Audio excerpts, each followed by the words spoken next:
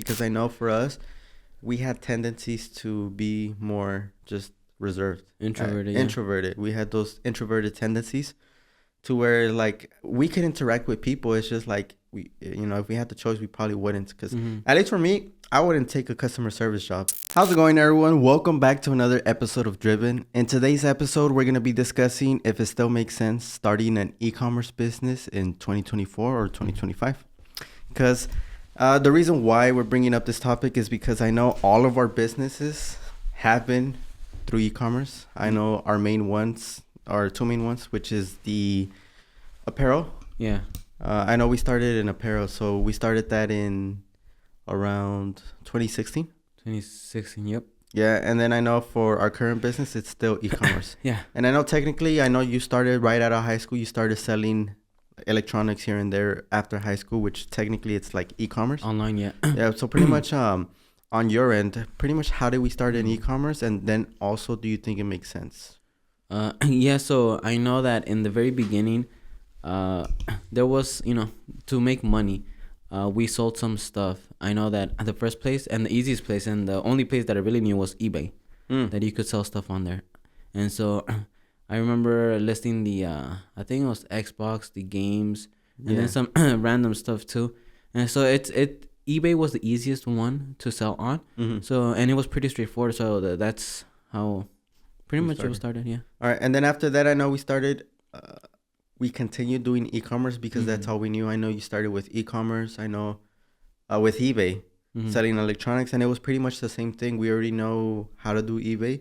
It's just instead of selling electronics, we switched over to clothing. Yeah, and that's also because for us at least, my job experience, like my jobs were e-commerce. Some of them were e-commerce, like the makeup place, even Sugar Free, not tonic. But I know they dealt with like retail and stuff. But I know some of it was e-commerce too. And so I think that's something that we were very familiar with. We worked there, we learned from them, and so it became natural for us to start an e-commerce. Yeah, and the thing is that with that, it kind of fit our personality, how we interacted with people, because I know for us, we had tendencies to be more just reserved. Introverted. We had those introverted tendencies to where like we could interact with people. It's just like if we had the choice, we probably wouldn't. Because at least for me, I wouldn't take a customer service job. Yeah. Because that's a lot, having to deal with people, and then you have those angry customers. Having the patience for it. At least for me, I don't think I would have it back then. And so at least starting a business in e-commerce, pretty much all the labor was up front. Maybe being in a garage, maybe working from our living room, because that's how we started. We started working in our small apartment with my parents. Remember, we just took up the living room in the beginning. That's how we started. And e-commerce, pretty much, to an extent, it catered to our personality, because we just listed it up. If we had to do customer service, everything was through email. Everything was so there was no face to face. There was no interaction with people directly, like face to face, and so that definitely fit our personality. Yeah, because if our tendencies were extroverted, then maybe starting a service-based business, maybe starting detailing, landscaping, just sales, which eventually we did get into sales, to kind of like build up our skills. But pretty much that's also one of the reasons why we decided to go all in, which was on e-commerce, was because of our personality. It fit perfect. But then also it's because there was potential to make money. I know that we had things lying around, like with the Xbox, the electronics. We had it laying around. We sold it, and we made like it was good money. And the thing is, it was working 24/7. We just did maybe an hour of work. We listed it online, and it was 24/7. Yep. And that's how it continued. Also with the apparel company, it was just, again, we worked from Monday to Friday, maybe 12 hours, 10 hours, 8 hours. And then pretty much overnight, we still had sales coming in and out. Yep. So that's one of the things, at least for me, that's one of the things I do like about e-commerce. 100%. And so if you, once the business is selling and up and going, it's easier than a service base, because you don't have to necessarily be there 100% of the time in order to generate the sales. Pretty much once it's up and there and available for customers, it's selling continuously if it's a good product. And so that's one of the really good things about it. At the same time, I know there's drawbacks, there's pros and cons. Yep, like with everything. So there's a lot of positives to it. The cons is, for one, the staple expense is shipping and fees. Yeah. And those, depending on the marketplaces, how much your shipping is, anywhere from like 10 to 30% of your, not even 10%. Let's just say 5, not even 5, because in the marketplace, no, let's just say 5 to 30% of your margins are going towards shipping and fees. Yeah, because like right now, how much volume do you think we're shipping out a month? Like orders. How many orders, units, average ballpark? Including the ones we have for FBA? No, not FBA. Maybe around 3,000, 3 to 4,000. 3 to 4,000. And I know at least for USPS, which is the post office, the regular post office, the average package that, you know, we get charged for, like the average cost is around between like $2.50 to $5. It went up. It's like $4.50. Yeah. Like the average. Yeah, the average. And I know, like, just off looking at the books, I know some months we spend 20,000, 30,000 just on shipping, just on postage labels. Like you mentioned, that's one of the drawbacks. Yeah. And then one of the other drawbacks that I see is that, especially with e-commerce, if you're focusing on products, it's the investment up front. Yeah. Because I don't like to... Inventory. There you go. Inventory. And so that's one of the things if you are focusing on inventory. Because for us, for the clothing, we had to buy pallets of clothing. Maybe like a $15 sweater. Maybe sold it for double the price, which is $30. So I know it was very capital intensive. 100%. So that's one of the drawbacks. I guess bringing it back, that's me talking about physical products because that's what we got into. We got into selling our used stuff through eBay, which is electronics. We started selling clothing, physical products for our forma. And then now we're selling same thing. We're selling decal stickers. We're selling window tints. We're selling paint protection film, physical products. But on your end, just based on everything you've seen, do you think that's the only thing we can sell online is physical products? Or what are the different things that people can sell? Well, I know digital, pretty much physical and digital. Digital, we've never sold, we've never touched up on it, but I know that's something that does sell. Yeah. And so that's another thing that you can do. I know a lot of people sell courses. I know a lot of people sell even online services, coaching. Yeah, like if you want to get shredded, fit. Like 8-week meal plan. I bought that with the Metal Gears. Yeah, and so something that's digital. Yeah. That you can sell. We've never touched up on it, so but I know that is another type of thing you could offer online, e-commerce. Yeah, and then with the digital products, you don't have inventory. That's the thing. No. But one of the things you do have is a lot of competition, especially like if you're just doing general. The thing is, you're not focusing so much on inventory anymore. Now you're focusing on marketing. You're focusing on letting people know what you're offering, and then at the same time, the information has to be really good. At least on the non-physical side, on the electronic side, the digital side. The physical side, like I mentioned, the pros and the cons, it's a lot easier to sell, but it's very capital intensive. Yeah. When you say a lot easier to sell, what do you mean? If you get the right stuff, because I know for our liquidation business, if we had a Calvin Klein sweater, a Hugo Boss suit, it was pretty much easy to sell because we were already it sold itself. Yep. And if we sold it at a little bit of a discount, people bought it on its own. But the thing is, we were making probably like not a lot of profit on it. Right. Because it was very capital intensive. So yeah, like that's what I mean by that. At least for each thing, they're gonna have the pros and cons. I know if you want to sell branded stuff, it's gonna have its pros and cons. If you want to sell your own brand, pros and cons, because you're gonna have to market more. You're gonna have to start building your brand. The margins are higher, but the marketing expense is a lot higher. Exactly. So it's a give and take. And now I know for our business right now, we're focusing more. One of our biggest expenses is labor. Yes. Yeah. And so like with e-commerce, there isn't a one size fits all.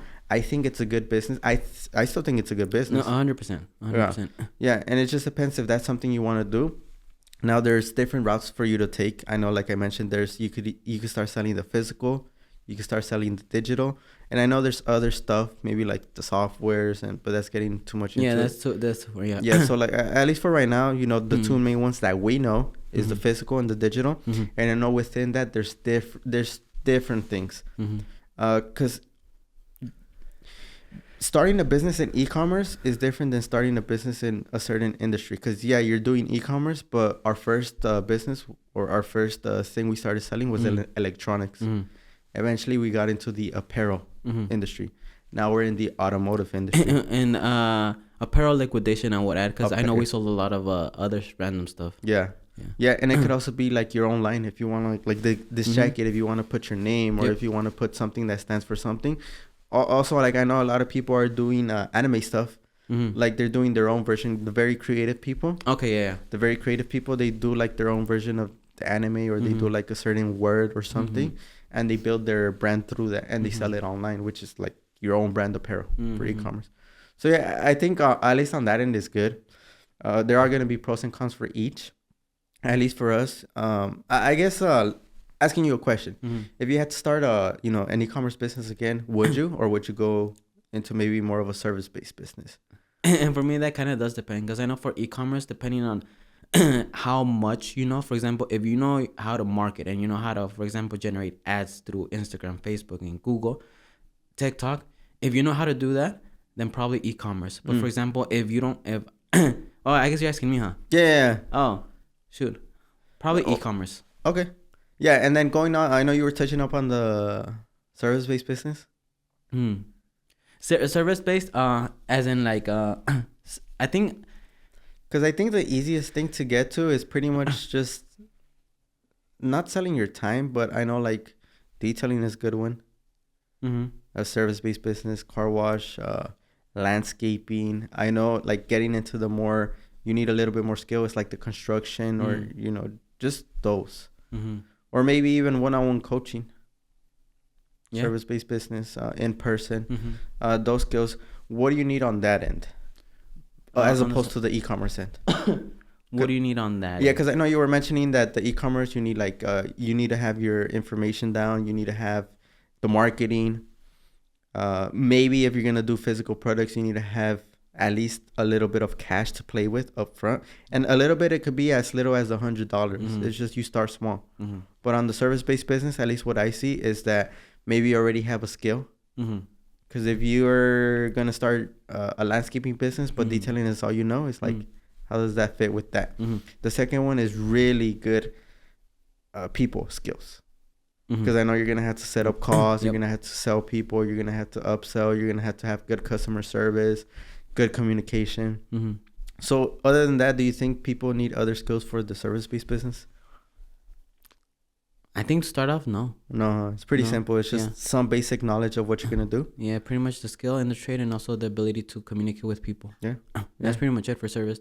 For e-commerce, I think it's a little bit, in the initial stages, it's a little bit harder because that learning curve, like where are you going to sell? Are you going to sell your own website, or are you going to sell on the different marketplaces like Amazon, eBay, Etsy, Bonanza, and these are the Walmart, these other marketplaces. Figuring that out, figuring out whether those products you're gonna sell, products could be digital too, you're able to sell them. Figuring out the marketing, who your audience is, how you're gonna fulfill them, how you're gonna market them, how there's a lot that goes into the e-commerce space. I know that the easiest one is liquidations. Like for example, branded, like how you're saying, clothing. Even though that's kind of getting a little bit tighter, for example, on Amazon, but you could still sell it on eBay. Or tools. So the branded, the tools, liquidated tools, like for example, like pallets from Home Depot, from Lowe's. No, so those are like, that's, like how you mentioned, that's something that you could start selling, and that's the easiest thing by far. And I will say by far, that's the easiest thing. With that though, the margins are gonna be a lot lower. Because people want to buy those type of inventory so they can sell it too. So there's going to be a lot of competition. Prices are going to be higher, but you can still get them at lower than you would be able to sell them, and you will still be able to make some margins. So the margins, it's a lot easier to start. It's a lot easier to sell. You could sell it on eBay. Starting with eBay, I think that's the easiest. That's pretty much the easiest business model for e-commerce. Buying liquidation, branded stuff, and selling it on eBay. That's the easiest by far. The margins are going to be a lot lower though. Now, that when you want to get into the higher margins, because right now our we have pretty high margins, revenue to cost of goods, really high margins, extremely high, I would even say. And the thing is that it took us a very long time to build that. 2019, 2020. Luckily, we had some experience when it comes to like the e-commerce and kind of like those type of products already we're selling. So we already had some prior knowledge to that, but it took us a while, and we're continuing to grow that. And so, but it takes a while as opposed to like the getting liquidation. So it's kind of really what you want per se. But if I were to say, like, for someone new, like jumping into e-commerce, liquidation is probably the best place to start, because you are gonna be able to learn how to do the images, the title, the shipping, and at kind of like a smaller stage, and then you'll build up from there, seeing where you want to grow that particular business, or for example you want to build your own thing, because that's how we learn. Through like the liquidation stuff, we learned the eBay, the Amazon, our own website. We learned that, and then when we transitioned to having our own brand and our own products, we already had that previous knowledge, and so that's what helped us a lot. And so if someone were to get in the e-commerce business, I think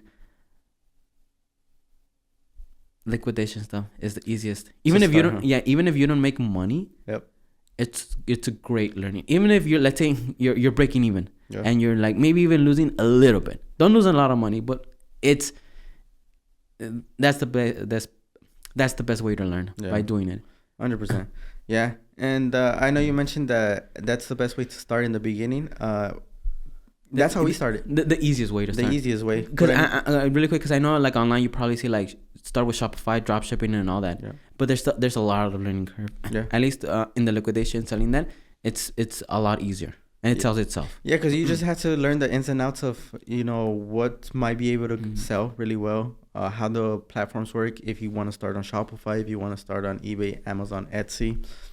So you get all those skills, and you kind of don't need to focus on the marketing side, because the brands themselves are going to take care of that. eBay themselves take them, like they have their customers, and so like you don't really have to do anything. And like how I was mentioning, the margins will be a lot smaller though, if any. But that's a great learning experience. And then after that, if someone wants to start that, once they get the skills via the liquidation business model, that's how we got them. Right? Yeah, and which allowed us to, like, now we're doing our own brand, our own e-commerce stuff, like our own, like what's ours, our brand. So we don't have to focus on the learning curve. So and pretty much, I guess that's another thing. It depends on someone if they want to continue that liquidation model, like, as their full-time business, or just pivot to just starting their own brand. No. And then exactly. And then with that, if you want to continue that liquidation business, you're gonna have to have a lot of capital, because there's huge companies that do that. That's their business model, that have millions of dollars in inventory, and you could say not disposable income, but pretty much they have a lot of money. They could buy pretty much everything. They have the labor, they have everything to be able to list them online. And so if you want to continue that, you're gonna have to compete against those. Us, we couldn't really compete. No, which is why we got out of it. Yeah, but it was a great learning experience, because we built those skills. Now we're able to do e-commerce really well, doing our own thing. Yeah. Cool. I think that's it. I don't know if you have anything else. No. Yeah. Go ahead. No, but definitely, if you want to dip your toes, e-commerce, I think, is one of the best ways to start, because there's not a lot of capital up front. For example, if you're doing liquidation, even in, like, let's say like arbitrage, going to the Home Depot, seeing what's on clearance. I got this for 30% off, selling it online for, let's say, higher. And then even if you don't make money, you get that experience. You get those, start getting those, like you say, repetitions. And you start, you have to create the image, you create the title, you create the description. You're gonna learn about shipping. 100%. And so that's a great way to get started. Even if you're not making money, that's better than, for my opinion. In school, they don't teach that. No. I think you learn a lot better by doing. 100%. You're gonna learn everything, because, like, for right now, what's pretty much something that's so simple, so basic for us. Like, starting out, I'm like, damn, where do I get my shipping supplies? Where do I get the postage? Do I have to go to the post office? Can I do it online? Is Amazon going to help me? How do I create a good title? How do I make images? Because we had to learn that. We had to get a camera. Remember, we bought a camera and everything, and we made the images. And then if you want to do it yourselves, which I think you should, is Photoshop. How am I going to Photoshop? But now with AI, it's freaking easy, dude. there's certain AI programs to where you just take a picture of something and it does everything for you. Makes the background white. Just it's freaking sick. But yeah, like it's just getting those repetitions in. After that, if you want to, personally, if I had to do it over again, doing the liquidation stuff to build my skills, and then maybe down the line, once I have my skills, build something like a brand via e-commerce. Yeah, no, 100%. Yeah. But yeah, so e-commerce is a really good business model. Yeah. Again, it's not for everyone because everyone performs different. Because some people are very they like service based, or maybe they like real estate. To people. Yeah. Yeah.